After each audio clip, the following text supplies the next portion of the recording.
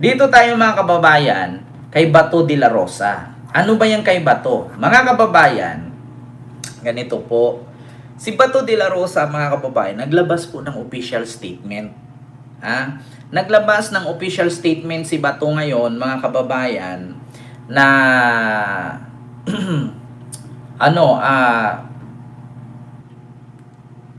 birthday niya kasi. Birthday kasi ni Bato. So ito po mga kababayan, yung official statement na inilabas ni Bato. Sabi ko nga, alam niyo sa totoo lang, kung meron mang pinakaduwag sa buong mundo, si Bato ang pinakaduwag talaga. Wala kang waran. Wala namang aaresto sa'yo. Bakit ka magtatago?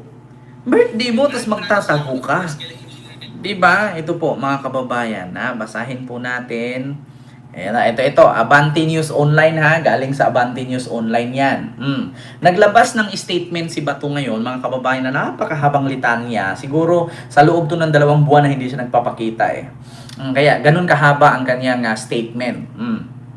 So ito po, mga kababayan, basahin ko lang Hinding-hindi ko sasayangin ang dugo at pawis ng mga Pilipinong lumalaban para sa Pilipinas. Sa kanyang ika-64 kaarawan, naglabas ng pahayag si Senador Ronald Bato de la Rosa kung saan iginiit niya ang kanyang pagtatago ay paghihintay ng tunay na hustisya. Hiling ni Bato na maibalik sa Pilipinas ang true nationhood. Matatandaang hindi pa rin pumapasok si Bato sa Senado simula pa noong November 11, 2025. At ito po ang kanyang official statement. Here I am, alive and well, grateful celebrating 64 years of this God-given life. I am waiting for a true seeking for justice to emerge and take over, not this threat to fake and foreign meddling from those who do not and can never know us or be us. If indeed there are cases against me, then I wait for a time and certainty that I shall be able to face these cases as a Filipino before Filipinos. Kung papayag lamang ang ako na ako'y huhulihin at lilitisin ng mga tao at korting banyaga, tila binaliwala ko na rin ang pakikipaglaban sa ating mga bayani at sundalo para sa ating kasarinlan. Hindi ko sasayangin ang dugo at pawis ng mga Pilipinong lumalaban para sa Pilipinas. This is patriotism. I remain patient and composed. I remain dignified. To those who are all too eager and impatient, try flipping your script. Ask yourself, why are you excited to surrender your fellow Filipino to foreigners? Where is your moral fiber? Why are you the first to applaud the collapse of our sovereignty? I wait too for your change of heart. Parang panawagan ata ni Bato ito kay kay Trillanes. Diba? To those who are too eager and impatient, try flipping your script. Ask yourself, why are you excited to surrender your fellow Filipino to foreigners? Where is the moral fiber? Why are you first to upload the collapse of our sovereignty? I wait too for your change of heart. Alam nyo, itong mga message na to, si Torion may gawa dito, hindi si Bato. Kasi kung si Bato lang gumawa dito, hindi marunong si Bato sa Inglesan. Hindi si Bato marunong sa Inglesan. Si Torion may gawa niyan. At saka, itong mga English na to, hindi to alam ni Bato sabihin. Sabi, kahit si Sarah, hindi. Naku, tigil-tigilan nyo nga ako. Alam nyo, pinagluloko nyo yung mga supporter ninyo, Bato. Magpakatotoo ka. Dapat binisaya mo to. Maniwala pa ako. Diba? Pero itong mga English na to, Bato, kahit nga pasalitain ka ng 2 istansa English, hindi mo matuloy-tuloy Di ba? Alam mo, sa totoo lang, pinagluloko nyo. Itong Pilipinong naniniwala pa sa inyo. Sa lahat ng mga nakaalala at bumati, sa lahat ng mga patuloy na sumuporta, nagdarasal at nagmamahal, maraming salamat. I am even braver. I am even braver knowing you are with me in this fight. Braver pero nagtatago. Ang braver, I am even braver. Alam mo, sa totoo lang ba to, kung talagang yung sinasabi mo, kung ikaw man yung nagsasalita na yan, lumabas ka, wag ka magtago. Bakit? Kung talagang makikipaglaban ka at matapang ka at may lahi kang lapu-lapu, di ba? Magellan, ano ba yan? Galo, kung sino pa yan, si Raha Sulaiman, Raha Humabon, mga Raha mukha kambra. Di ba? Dapat lumabas ka. Yeah? Alam nyo, chat GPT na naman ang galing itong mga salitang ito eh. On my 64th birthday, I make this wish. If I may be permitted, that the Philippines will once more be restored to the true nationhood. One that demands that the justice be served right here on our shores. And our courts, justice that require us to stand tall and proud as Filipinos. Nothing more, nothing less. Lupa ng araw ng luwalhatit pagsinta.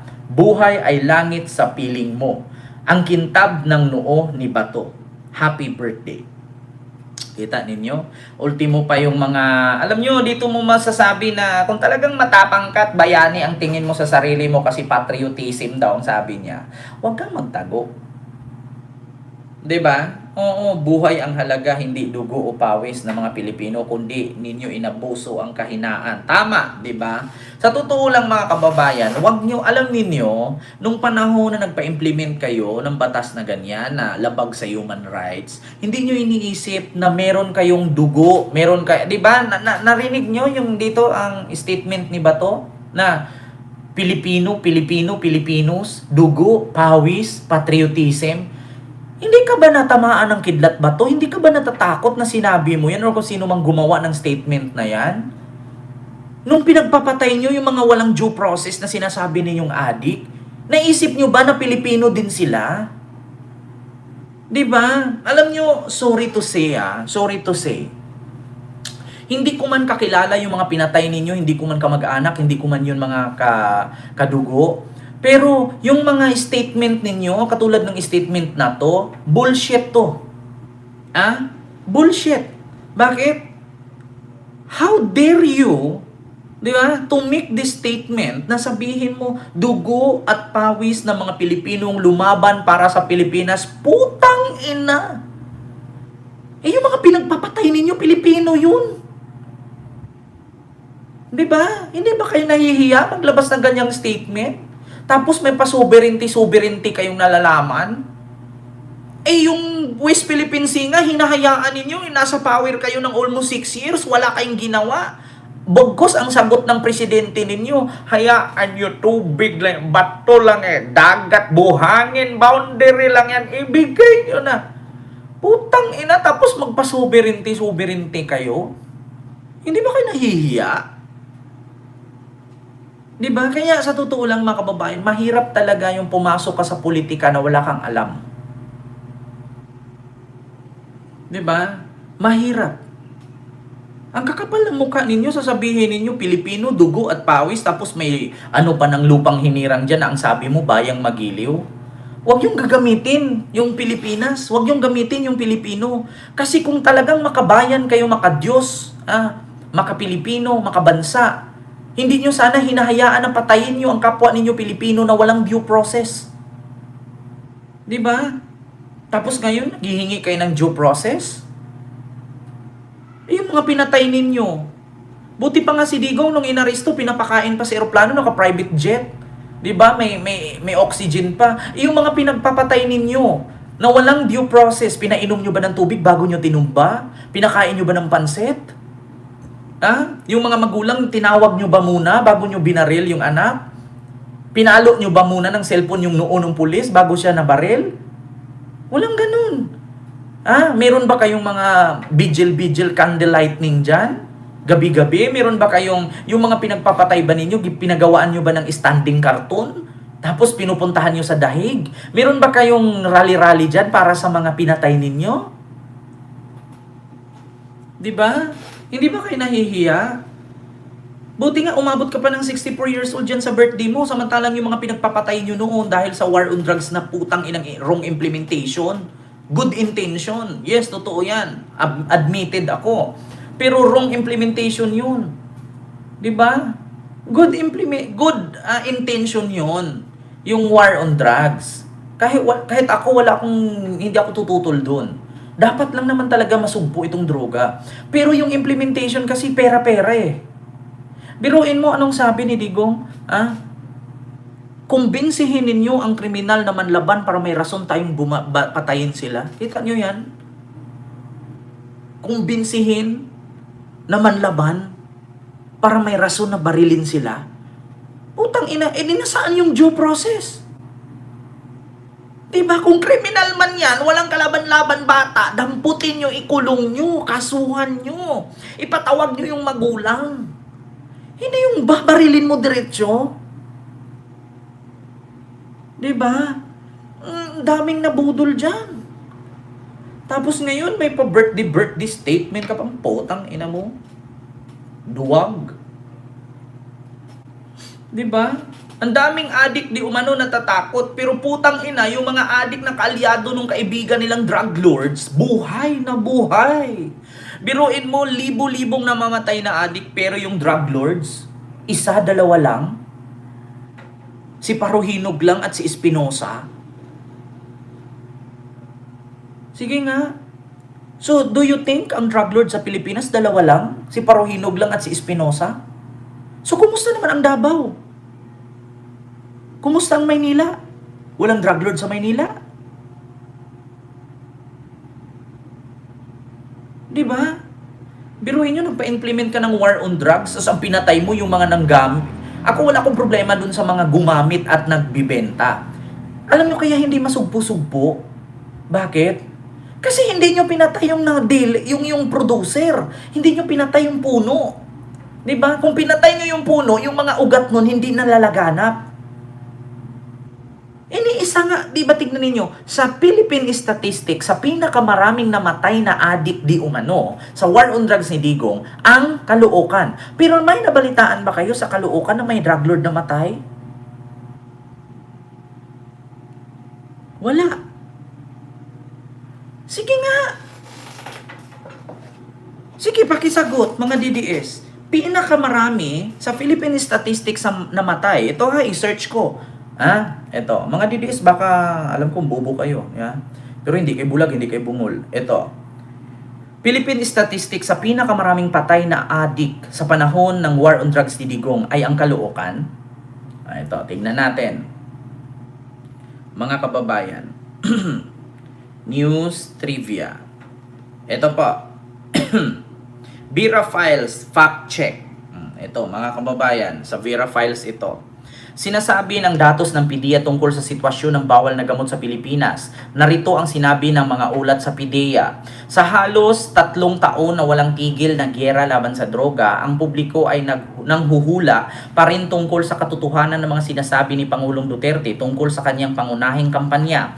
Ang isang dahilan, ang mga opisyal na datos ay nanatiling hindi magagamit o masyadong nakakahalatang parang makabuo ng konklusyon. Si Duterte ay nagbibitaw ng mga kontrobersyal na pahayag tungkol sa giyera laban sa droga. Ang pinakabago ang pagtukoy sa Naga City bilang pugad ng shabu sa mga nakaraang taon. Biruin nyo, Naga City, sasabihin mong pugad ng shabu, samantalang halos araw-araw may krimen ang Davao.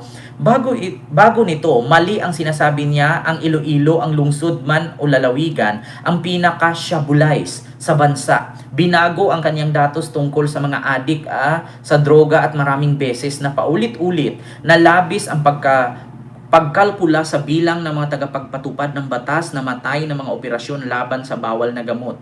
Kita ninyo mga kababayan, sasabihin mo sa datos Naga ang pugad ng droga, tapos binago mo kasi Iloilo pala. Tignan mo, hindi ka sure sa mga ano mo.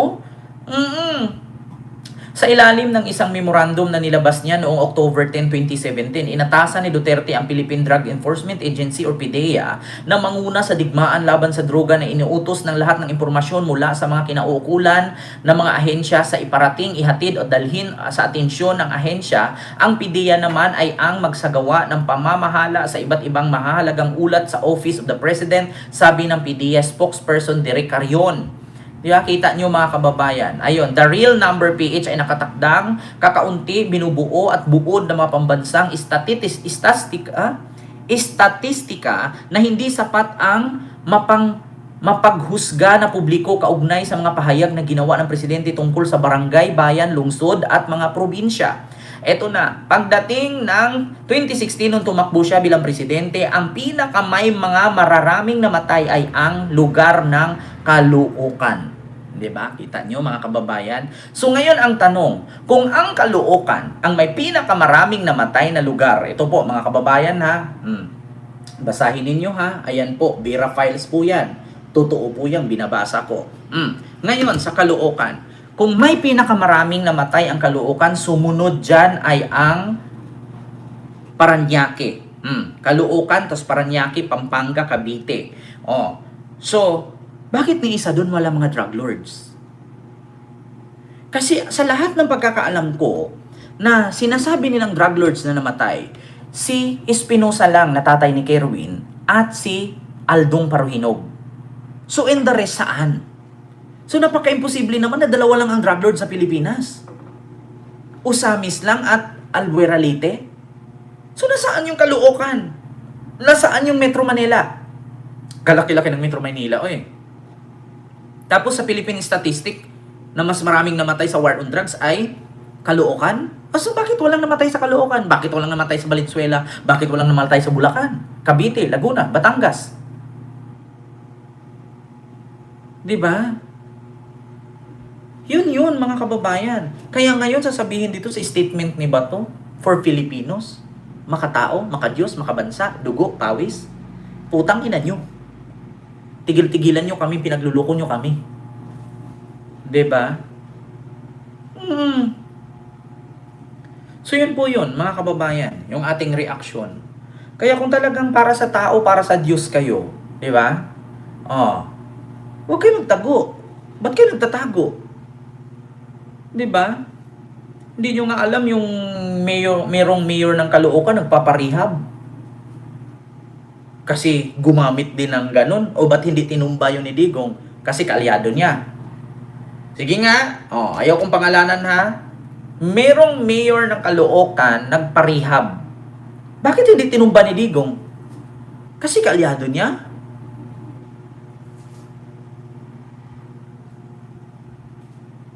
Diba? So yun po yun, mga kababayan. Yung ating reaksyon sa mga oras na ito. So maraming salamat po mga kababayan.